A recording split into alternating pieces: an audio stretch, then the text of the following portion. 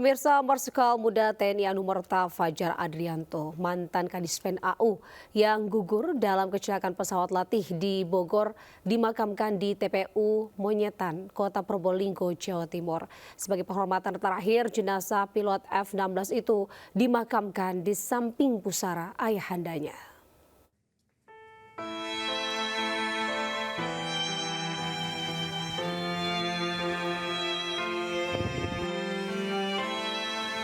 Jenazah Marsikal Muda TNI Anumerta Fajar Adrianto dimakamkan secara militer di TPU Monyetan, Kademangan, Kota Probolinggo, Jawa Timur, Senin siang.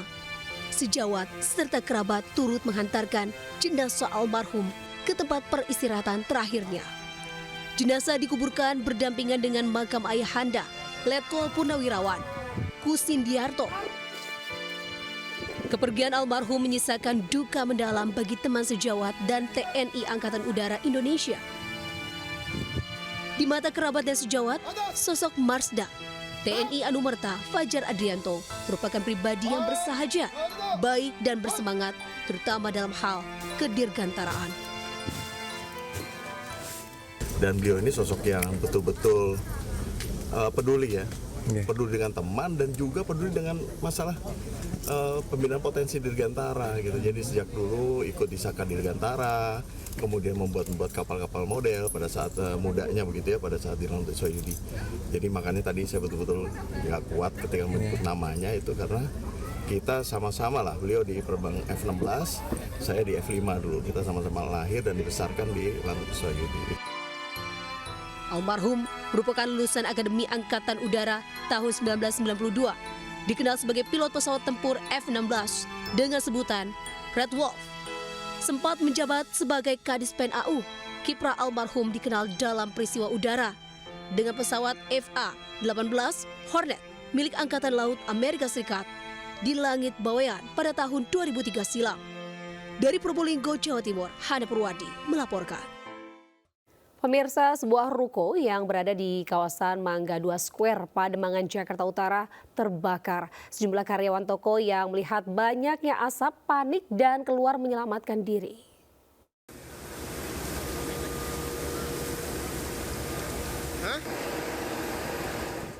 Kepulan asap tebal keluar dari sebuah toko di kawasan pertokoan Mangga 2 Pademangan, Jakarta Utara.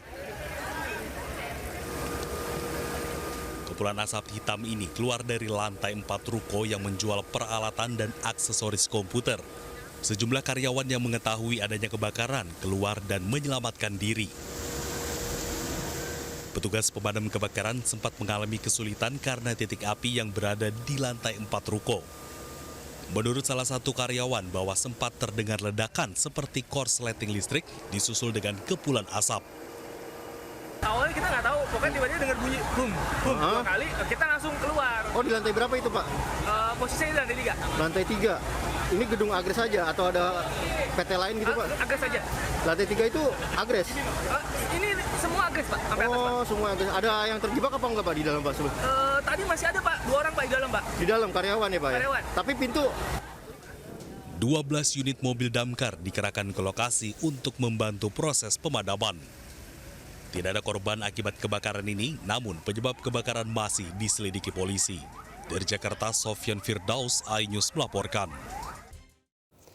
Pemirsa, puluhan sepeda motor mengalami mogok massal usai mengisi bensin di SPBU Kembangan, Jakarta Barat. Diduga bensin jenis Pertalite yang diisi pengendara dioplos.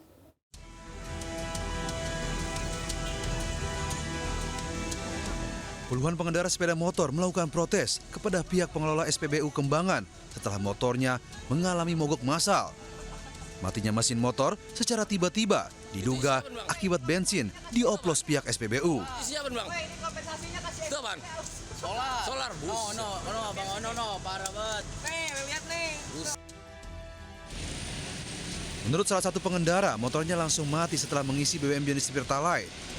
Para korban BBM oplosan itu langsung menguras tangki bensin mereka untuk dibersihkan. Isinya bukan bensin murni aja, udah gitu aja. Nggak Pertalite asli, entah itu tercampur apa saya nggak tahu ya. Motor langsung mati. Berarti dugaannya dioplos gitu ya, Pak? Iya, kurang lebih seperti itu.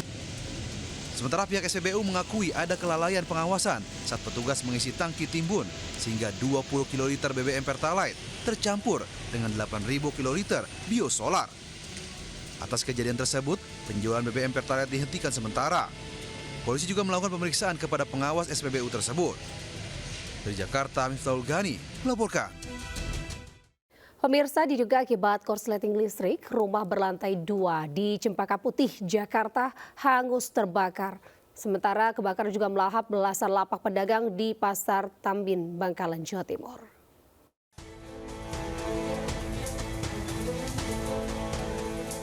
Kobaran api dengan cepat membesar menghanguskan rumah 2 lantai di Gang Cendana, Cempaka Putih, Jakarta Pusat. Sejumlah warga berupaya memadamkan api dengan alat seadanya agar kebakaran tidak semakin meluas. Api diketahui pertama kali muncul dari atap rumah. Dalam waktu singkat api membesar melumat seisi bangunan. Diduga kebakaran disebabkan hubungan arus pendek listrik dari lantai 2 rumah. Lokasi kebakaran yang berada di gang sempit menyulitkan petugas pemadam kebakaran melakukan upaya pemadaman. Api baru padam setelah petugas mengerahkan 15 unit mobil damkar ke lokasi. Dari Jakarta, Rani Sanjaya Anyus melaporkan.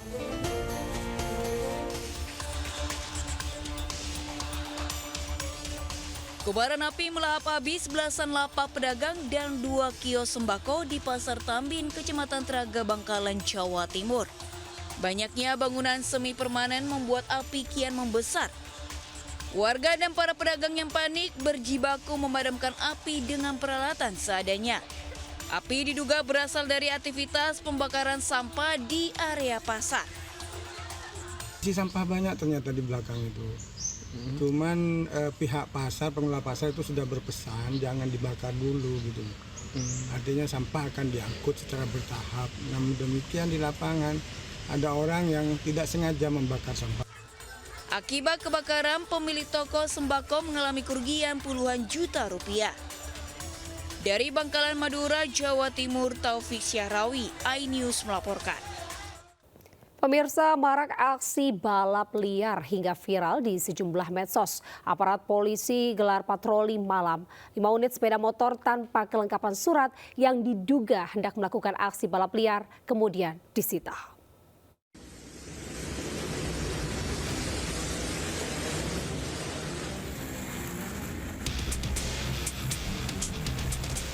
Aparat Resmo Polsek Panakukang mengamankan sejumlah pemuda bermotor yang diduga kuat hendak menggelar aksi balap liar di ruas Jalan Nasional Petaran, Kota Makassar, Sulawesi Selatan.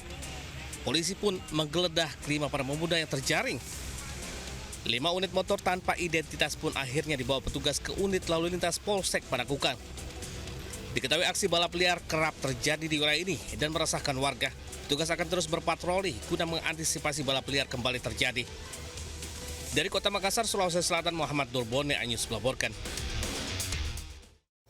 Pemirsa, video penganiayaan pelajar SMK viral di media sosial. Mirisnya, korban dianiaya secara brutal oleh temannya, disaksikan pelajar lain.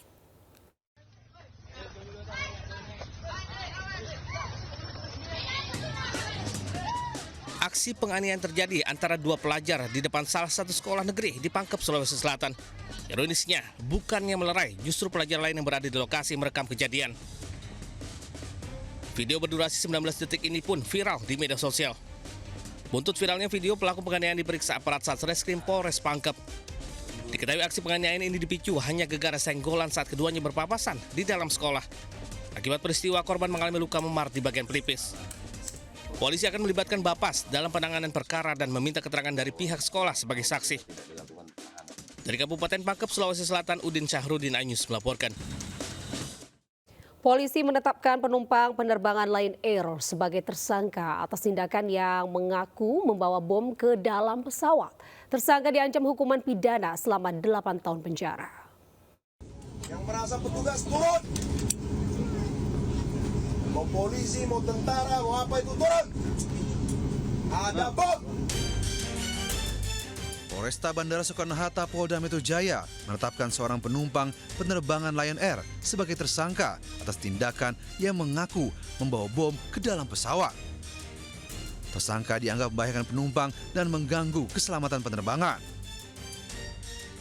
Menurut polisi, pihaknya telah melakukan tahapan penyelidikan dan penyidikan kepada tersangka dan 8 orang sebagai saksi. terhadap penumpang dengan inisial H, usia 42 tahun, dengan alamat di Pematang Siantar. Hari ini kita tetapkan sebagai tersangka atas persangkaan pasal Undang-Undang Nomor 1 Tahun 2009 tentang penerbangan, di mana dalam pasal 437 disebutkan bahwa setiap orang dilarang untuk melakukan ancaman yang dapat membahayakan keselamatan penerbangan udara. Berdasarkan hasil pemeriksaan, motif tersangka membawa bom ke dalam pesawat lantaran kesal setelah menjalani perjalanan penerbangan yang cukup intens, sehingga kondisi psikologis yang bersangkutan tidak stabil. Tersangka diancam hukuman pidana selama 8 tahun penjara. Dari Tangerang, Banten, Hasnugara melaporkan.